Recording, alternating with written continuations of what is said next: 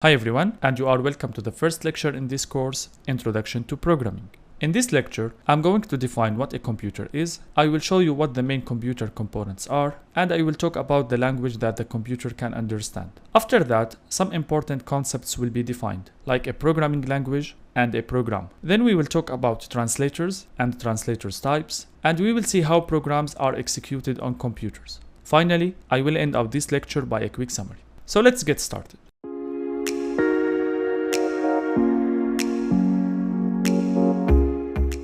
First of all, let me tell you that this lecture is for absolute beginners who want to learn programming for the first time. So if you find these outlines very familiar to you, feel free to move to the next lecture.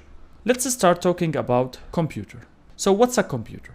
Computer is an electronic device that's able to store and process data according to the given instructions through programs. From this definition, we can understand that the computer does two main jobs. The computer stores data and processes this data. Maybe now we ask ourselves, how does the computer understand what to do?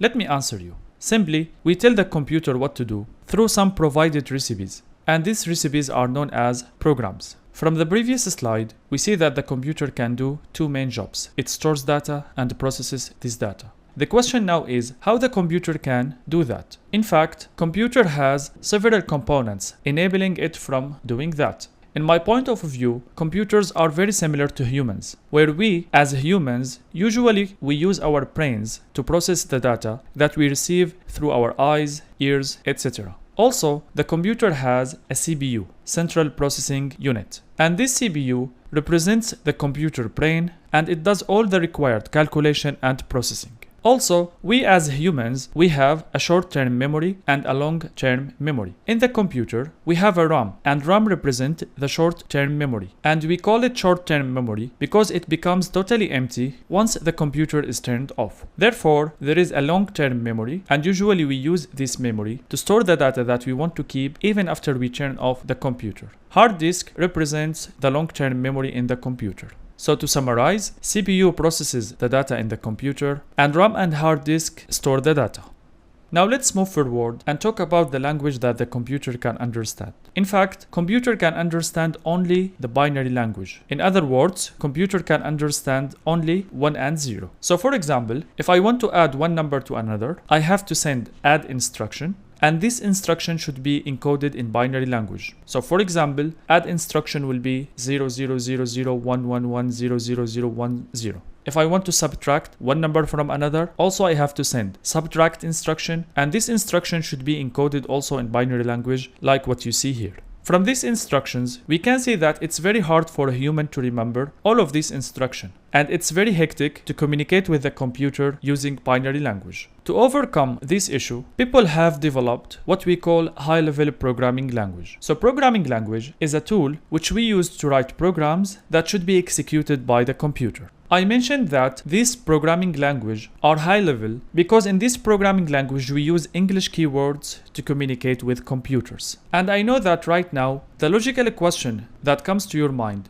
is how the computer can understand English keywords if it understands only 0 and 1. Before I answer this question, let me define what a program is. Program is a set of commands written in a specific programming language in a logical order to solve a specific problem. The key point to be kept in our mind from this definition that usually we write programs to solve problems. Now let me get back to my question. If we write our programs using English keywords, how the computers can understand these instructions? The answer is very simple. When people developed a programming language, they also developed what we call a translator. And the job of the translator is to take our program, which is written in English keywords, and translates this program into binary code or the language that the computer can understand. So as you see here, the program that we write, and usually we call it source code, will go to the translator. The translator will translate this program and convert this program into binary language. And this program here written in binary language is called binary code or object code. Now, and after we understand what the translator job is, let's talk about translators types. Mainly, there are two types of translators. We have compilers and interpreters. First, let's start talking about compilers. Compiler scans the whole source code and translates the whole program at a time, and then this program will be sent to the CPU for execution. Whereas in case of interpreter, it translates the source code line by line. In other words, it translates one line at a time, send this line to the execution, and then it will translate another line and send this line again to the execution, and we repeat the same cycle again and again in the case of interpreter. The detailed comparison between compilers and interpreters are out of the scope of this course. Now let's see how programs are executed on computers. Let me assume that I have a program and it's already translated into machine language or binary language. The first thing will happen that this program will be loaded inside the memory. As we see here, we have multiple instructions inside the memory. After that, the CPU will read the first instruction, decodes this instruction, executes this instruction, and then the CPU will write the result of execution of this instruction to the memory again. So the cycle is fetch, decode, execute, write back. And this cycle is known as instruction execution cycle. The CPU will repeat this cycle for each instruction inside the program until the whole program has been executed. Now let's recap what we have learned in this lecture. First of all, computer has been defined, and we see that the two main jobs of computer is to store data and to process this data. After that, we see the main computer components, and we see that we have CPU, RAM, and hard disk. Then we talk about the natural language of computer, and we see that the computer can understand only binary language, which is 0 and 1.